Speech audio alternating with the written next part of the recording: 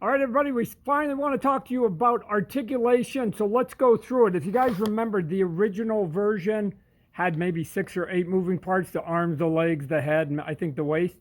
Well, let's go here. Let's talk about all of them, and I'm going to show you how we count it. So let's just go to an arm, right? I'm going to take it. You've got one moving part, which is going left and right, and then you got another moving part within there that goes up and down. So that's 2 moving parts, right? Because you got to be able to turn it and move up and down. So you've got 1, 2. Then you also have an elbow joint, and the elbow joint is here. So that's 3. The elbow joint can move here. I've taken off the piece here so you can see the movement here. Then there's a cut in the bicep, right? You're going to be able to move the bicep here. So that's 4. 1, 2, 3, 4. And then if we go way up here, you got a moving part in the shoulder. That's 5. Then there's another part that's up here that gets you so you can move up way hard. There's 2 shoulder pieces.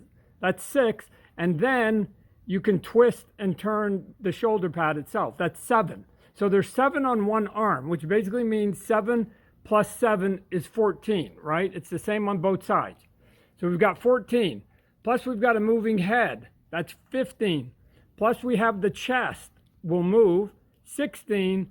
And not only does it go side to side, but it goes front and back, 16, 17 if you want to count that. Plus there's a movement at the waist.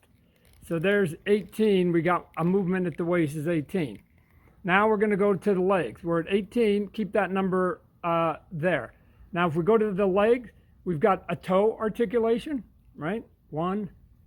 So we've got 1, and then this leg or this ankle does exactly what the hand does. It goes left and right, so that's 1 on the toe, 2 left and right, and then it goes up and down. That's 3. Then we have a double articulation in the knee so that you can do a big, deep knee bend. So that's 4, 5. So you can get way back here. You can only bend one of them if you want, or you can bend 2 of them if you want, but that's 5. And then we have the moving to the side is 6, and then you can spin it around this way, which is 7, so you can do a pose like a big giant kick if you want.